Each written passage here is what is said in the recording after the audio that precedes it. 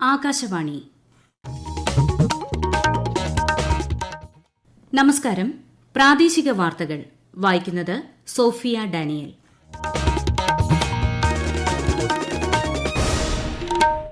പ്രധാന വാർത്തകൾ. രാജ്യത്ത് 7 ഘട്ടങ്ങളിലായി നടക്കുന്ന ലോക്സഭാ തിരഞ്ഞെടുപ്പിന്റെ ശേഷിക്കുന്ന 2 ഘട്ടങ്ങളിലേക്കുള്ള പ്രചാരണം പുരോഗമിക്കുന്നു. പ്രമുഖ നേതാക്കൾ പ്രചാരണ രംഗത്ത് സജീവം. ഹെലികോപ്റ്റർ അപകടത്തിൽ മരണമടഞ്ഞ ഇറാൻ പ്രസിഡന്റ് സെയ്ദ് ഇബ്രാഹിം റെയ്സിയുടെ സംസ്കാര ചടങ്ങുകളിൽ പങ്കെടുക്കാൻ ഉപരാഷ്ട്രപതി ജഗ്ദീപ് ധൻകർ ഇറാനിലേക്ക്. ദേശീയ താൽപര്യങ്ങൾ സംരക്ഷിക്കുന്നതിന് എല്ലായ്പ്പോഴും സജ്ജരായിരിക്കുന്നതാണ് നാവികസേനയുടെ ശക്തിയെന്ന് നാവികസേനാ മേധാവി അഡ്മിറൽ ദിനേശ് കെ ത്രിപാഠി. തിരുവനന്തപുരം വിഴിഞ്ഞം മുല്ലൂർ സ്വദേശി ശാന്തകുമാരിയെ കൊലപ്പെടുത്തിയ കേസിൽ 3 പ്രതികൾക്കും വധശിക്ഷ വിധിച്ച് നെയ്യാറ്റിൻകര അഡീഷണൽ സെഷൻസ് കോടതി. സംസ്ഥാനത്തെ മെഡിക്കൽ കോളേജുകളിലെ ചികിത്സാ പിഴവ് സംബന്ധിച്ച ചർച്ച ചെയ്യുന്നതിനായി ആരോഗ്യമന്ത്രി വീണ ജോർജിന്റെ നേതൃത്വത്തിൽ തിരുവനന്തപുരത്ത് ഉന്നതതല യോഗം ചേരുന്നു.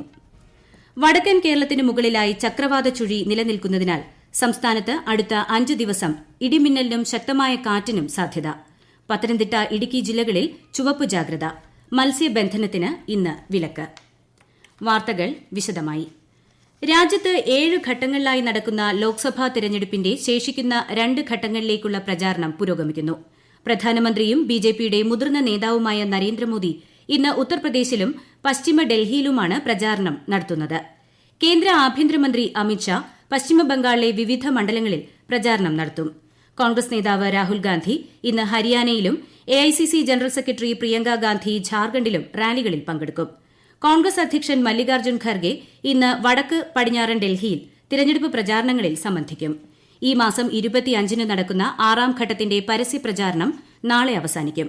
ജൂൺ 1-നാണ് അവസാനഘട്ട വോട്ടെടുപ്പ്. രാജ്യത്തുടനീളം ജൂൺ 4-നാണ് എല്ലാ ഘട്ടങ്ങളുടെയും വോട്ടെണ്ണൽ. അമരാവതിയിൽ 7 പോളിംഗ് സ്റ്റേഷനുകളിൽ ഇലക്ട്രോണിക് വോട്ടിംഗ് യന്ത്രങ്ങൾ sitting MLA P Ramakrishna Reddy തകർത്ത സംഭവത്തിൽ കർശന നടപടി സ്വീകരിക്കാൻ നിർദ്ദേശിച്ച് തിരഞ്ഞെടുപ്പ് കമ്മീഷൻ. വിഷയം ഡിജിപിയെ ധരിപ്പിക്കാനും സംഭവത്തിൽ പങ്കാളികളായവരുടെ മേൽ ക്രിമിനൽ നടപടികൾ സ്വീകരിക്കാനും ചീഫ് ഇലക്ടറൽ ഓഫീസർക്ക് കമ്മീഷൻ നിർദ്ദേശം നൽകി. സംഭവം വെബ് ക്യാമറയിൽ പതിഞ്ഞിട്ടുണ്ട്. ഉപരാഷ്ട്രപതി ജഗ്ദീപ് ധൻകർ ടെഹ്റാനിലേക്ക് യാത്ര തിരിച്ചു. ഹെലികോപ്റ്റർ അപകടത്തിൽ കൊല്ലപ്പെട്ട Iran president Seyed Ebrahim Raisi, വിദേശകാര്യമന്ത്രി ഹുസൈൻ അമീർ അബ്ദുല്ലാഹിയാൻ എന്നിവരുടെ സംസ്കാര ചടങ്ങുകളിൽ പങ്കെടുക്കാനാണ് അദ്ദേഹത്തിന്റെ ഇറാൻ യാത്ര. ഈ മാസം 19-നാണ് ഇറാൻ പ്രസിഡന്റും സംഘവും യാത്ര ചെയ്ത ഹെലികോപ്റ്റർ അപകടത്തിൽപ്പെട്ടത്. ദേശീയ താൽപര്യങ്ങൾ സംരക്ഷിക്കുന്നതിന് എല്ലായ്പ്പോഴും സജ്ജരായിരിക്കുന്നതിലാണ് നാവികസേനയുടെ ശക്തിയെന്ന് നാവികസേനാ മേധാവി അഡ്മിറൽ ദിനേശ് കെ ത്രിപാഠി. ന്യൂഡൽഹിയിലെ നാവികസേനാ ആസ്ഥാനത്ത് ഉദ്യോഗസ്ഥരെ അഭിസംബോധന ചെയ്യുകയായിരുന്നു അദ്ദേഹം. സ്വയം പര്യാപ്തത ഉറപ്പാക്കുന്നതിൽ നാവികസേനയുടെ പ്രതിബദ്ധത ഏറെ വലുതാണ്. സമുദ്രമേഖലയിൽ നിലവിലുള്ളതും ഉയർന്നുവരുന്നതുമായ വെല്ലുവിളികളെ അഭിമുഖീകരിക്കുന്നതിന് ആഭ്യന്തരമായ പരിഹാരങ്ങൾ കണ്ടെത്തുന്നതിനും നൂതന സാങ്കേതിക വിദ്യകൾ പ്രയോജനപ്പെടുത്തുന്നതിനും മുൻഗണന നൽകണമെന്ന് നാവികസേനാ മേധാവി നിർദ്ദേശിച്ചു. സേനയിലെ ഉദ്യോഗസ്ഥരുടെ അർപ്പണബോധത്തെയും തൊഴിൽ നൈപുണ്യത്തെയും ശ്രീ ത്രിപാഠി അഭിനന്ദിച്ചു. തിരുവനന്തപുരം വിഴിഞ്ഞം മുല്ലൂർ സ്വദേശി ശാന്തകുമാരിയെ കൊലപ്പെടുത്തിയ കേസിൽ 3 പ്രതികൾക്കും വധശിക്ഷ. കോവളം സ്വദേശി റഫീഖ ബീവി, മകൻ ഷഫീഖ്, ഒപ്പമുണ്ടായിരുന്ന അൽ അമീൻ എന്നിവർക്കാണ് വധശിക്ഷ വിധിച്ചത്. നെയ്യാറ്റിൻകര അഡീഷണൽ സെഷൻസ് കോടതിയുടേതാണ് വിധി. 2022 ജനുവരി 14-നായിരുന്നു കേസിന് ആസ്പദമായ സംഭവം. പ്രതികൾ ശാന്തകുമാരിയുടെ വീട്ടിലെത്തി സ്വർണ്ണാഭരണങ്ങൾ കവർന്ന ശേഷം ശാന്തകുമാരിയെ കൊലപ്പെടുത്തുകയായിരുന്നു. ശാന്തകുമാരിയുടെ വീടിന് സമീപം പ്രതികൾ വാടകയ്ക്ക് താമസിച്ചു വരികയായിരുന്നു. സംസ്ഥാനത്തെ മെഡിക്കൽ കോളേജുകളിലെ ചികിത്സാ പിഴവ് സംബന്ധിച്ച് ചർച്ച ചെയ്യുന്നതിനായി ആരോഗ്യമന്ത്രി വീണ ജോർജിന്റെ നേതൃത്വത്തിൽ ചേരുന്ന ഉന്നതതല യോഗം പുരോഗമിക്കുന്നു.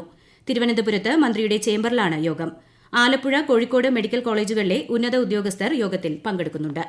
കോഴിക്കോട് മെഡിക്കൽ കോളേജ് മാതൃശിശു സംരക്ഷണ കേന്ദ്രത്തിൽ കൈവിരൽ ശസ്ത്രക്രിയയ്ക്ക് തിയേറ്ററിൽ പ്രവേശിച്ച കുട്ടിക്ക് നാവിൽ ശസ്ത്രക്രിയ ചെയ്ത സംഭവത്തിൽ മെഡിക്കൽ വിദ്യാഭ്യാസ ഡയറക്ടർ നിയോഗിച്ച സമിതി അന്വേഷണ റിപ്പോർട്ട് സമർപ്പിച്ചു.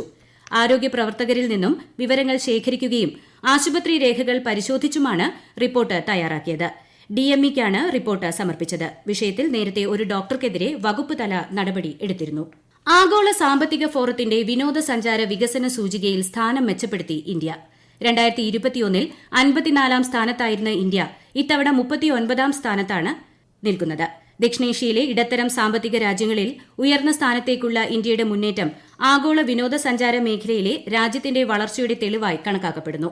പിണറായി വിജയൻ സർക്കാർ കേരളത്തിന്റെ ആരോഗ്യ മേഖലയെ തകർക്കുകയാണെന്ന് കേന്ദ്ര സഹമന്ത്രി വി മുരളീധരൻ. ചികിത്സാ പിഴവ് തുടർക്കഥയാവുമ്പോഴും പകർച്ചവ്യാധികൾ പടരുമ്പോഴും സർക്കാർ തുടരുന്ന മൌനം ജനങ്ങളോടുള്ള വെല്ലുവിളിയാണെന്ന് അദ്ദേഹം ഫേസ്ബുക്കിൽ കുറിച്ചു. ഈ വാർത്തകൾ ആകാശവാണിയിൽ നിന്ന്. വടക്കൻ കേരളത്തിന് മുകളിലായി ചക്രവാത ചുഴി നിലനിൽക്കുന്നതിന്റെ ഫലമായി കേരളത്തിൽ അടുത്ത 5 ദിവസം ഇടിമിന്നലിനും ശക്തമായ കാറ്റിനും സാധ്യത. ഇന്നും നാളെയും ഒറ്റപ്പെട്ട സ്ഥലങ്ങളിൽ അതിതീവ്രമായ മഴയ്ക്കും മറ്റന്നാൾ വരെ ഒറ്റപ്പെട്ട സ്ഥലങ്ങളിൽ അതിശക്തമായ മഴയ്ക്കും ഈ മാസം 25 വരെ ശക്തമായ മഴയ്ക്കും സാധ്യതയെന്ന് കേന്ദ്ര കാലാവസ്ഥാ വകുപ്പ് മുന്നറിയിപ്പ് നൽകി. വിശദാംശങ്ങളിലേക്ക്. തെക്ക് പടിഞ്ഞാറൻ ബംഗാൾ ഉൾക്കടലിൽ തമിഴ്നാട് ആന്ധ്ര തീരത്തിനു അകലെയായി ന്യൂനമർദ്ദം രൂപപ്പെട്ടതായി കാലാവസ്ഥാ ഗവേഷണ കേന്ദ്രം അറിയിച്ചു.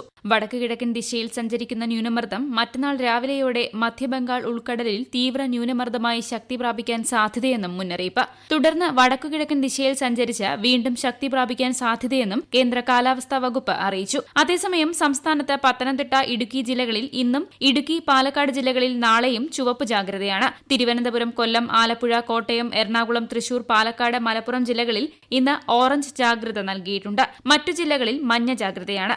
കേരള തീരത്ത് ഇനിയൊരു അറിയിപ്പുണ്ടാകും വരെ മത്സ്യബന്ധനത്തിന് പോകരുതെന്നാണ് മുന്നറിയിപ്പ്. ലക്ഷദ്വീപ്, കർണാടക തീരങ്ങളിലും മത്സ്യബന്ധനത്തിന് വിലക്കുണ്ട്. വിഴിഞ്ഞം മുതൽ കാസർഗോഡ് വരെ അതിശക്തമായ തിരമാലയ്ക്കും കടലാക്രമണത്തിനും സാധ്യതയുള്ളതിനാൽ മത്സ്യത്തൊഴിലാളികളും തീരദേശവാസികളും ജാഗ്രത പാലിക്കണം. News desk, Akashvani.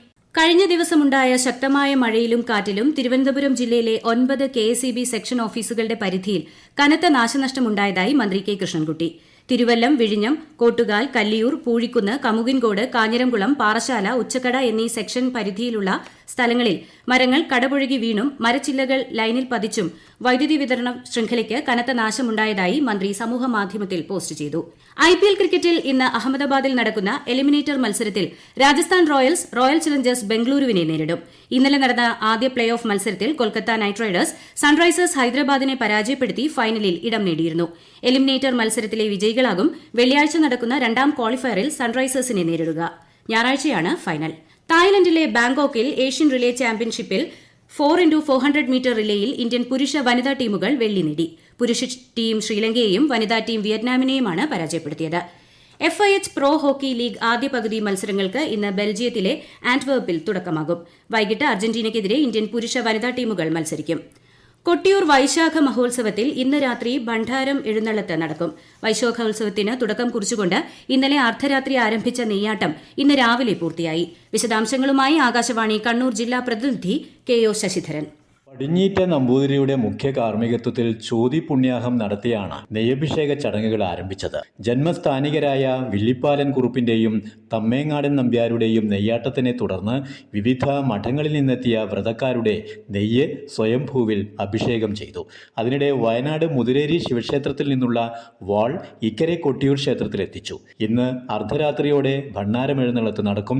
മണത്തണ കരിമ്പന ഗോപുരത്തിൽ നിന്ന് ഭണ്ഡാരവുമേന്തി കുടിപതികൾ യാത്ര ആരംഭിക്കും. ഭണ്ഡാരം എഴുന്നള്ളത്ത് പൂർത്തിയായതിനു ശേഷമാണ് സ്ത്രീകൾക്ക് അക്കരെ കൊട്ടിയൂർ ക്ഷേത്രത്തിൽ പ്രവേശനം. ഈ മാസം 29-ന് ഇളനീർ വെപ്പും തിരുവോണം ആരാധനയും നടക്കും. സംസ്ഥാനത്ത് നഴ്സിംഗ് പ്രവേശന പ്രതിസന്ധി ചർച്ച ചെയ്യാൻ തിരുവനന്തപുരത്ത് ഉന്നതതല യോഗം ചേർന്നു. ആരോഗ്യമന്ത്രി വീണ ജോർജിന്റെ നേതൃത്വത്തിലാണ് യോഗം ചേർന്നത്. നഴ്സിംഗ് കോളേജ് മാനേജ്മെന്റ് പ്രതിനിധികൾ പങ്കെടുത്തു. രാജ്യത്തെ ഓഹരി വിപണികളിൽ നേട്ടം. ബോംബെ ഓഹരി സൂചിക സെൻസെക്സ് 155 പോയിന്റ് നേട്ടത്തിൽ 74,109-ലും ദേശീയ ഓഹരി സൂചിക നിഫ്റ്റി 24 പോയിന്റ് നേട്ടത്തിൽ 22,553-ലും വ്യാപാരം പുരോഗമിക്കുന്നു. സ്വർണ്ണവിലയിൽ മാറ്റമില്ല. പ്രധാന വാർത്തകൾ വീണ്ടും. രാജ്യത്ത് 7 ഘട്ടങ്ങളിലായി നടക്കുന്ന ലോക്സഭാ തെരഞ്ഞെടുപ്പിന്റെ ശേഷിക്കുന്ന 2 ഘട്ടങ്ങളിലേക്കുള്ള പ്രചാരണം പുരോഗമിക്കുന്നു. പ്രമുഖ നേതാക്കൾ പ്രചാരണ രംഗത്ത് സജീവം. ഹെലികോപ്റ്റർ അപകടത്തിൽ മരണമടഞ്ഞ ഇറാൻ പ്രസിഡന്റ് സെയ്ദ് ഇബ്രാഹിം റെയ്സിയുടെ സംസ്കാര ചടങ്ങുകളിൽ പങ്കെടുക്കാൻ ഉപരാഷ്ട്രപതി ജഗ്ദീപ് ധൻകർ ഇറാനിലേക്ക്. ദേശീയ താൽപര്യങ്ങൾ സംരക്ഷിക്കുന്നതിന് എല്ലായ്പ്പോഴും സജ്ജരായിരിക്കുന്നതിലാണ് നാവികസേനയുടെ ശക്തിയെന്ന് നാവികസേനാ മേധാവി. തിരുവനന്തപുരം വിഴിഞ്ഞം മുല്ലൂർ സ്വദേശി ശാന്തകുമാരിയെ കൊലപ്പെടുത്തിയ കേസിൽ 3 പ്രതികൾക്കും വധശിക്ഷ വിധിച്ച് നെയ്യാറ്റിൻകര അഡീഷണൽ സെഷൻസ് കോടതി. സംസ്ഥാനത്തെ മെഡിക്കൽ കോളേജുകളിലെ ചികിത്സാ പിഴവ് സംബന്ധിച്ച് ചർച്ച ചെയ്യുന്നതിനായി ആരോഗ്യമന്ത്രിയുടെ നേതൃത്വത്തിൽ തിരുവനന്തപുരത്ത് ഉന്നതതല യോഗം ചേരുന്നു. വടക്കൻ കേരളത്തിന് മുകളിലായി ചക്രവാത ചുഴി നിലനിൽക്കുന്നതിനാൽ സംസ്ഥാനത്ത് അടുത്ത 5 ദിവസം ഇടിമിന്നലിനും ശക്തമായ കാറ്റിനും സാധ്യത. പത്തനംതിട്ട, ഇടുക്കി ജില്ലകളിൽ ചുവപ്പ് ജാഗ്രത. മത്സ്യബന്ധനത്തിന് ഇന്ന് വിലക്ക്. പ്രാദേശിക വാർത്തകൾ കഴിഞ്ഞു. അടുത്ത വാർത്താ പ്രക്ഷേപണം 12:50-ന്.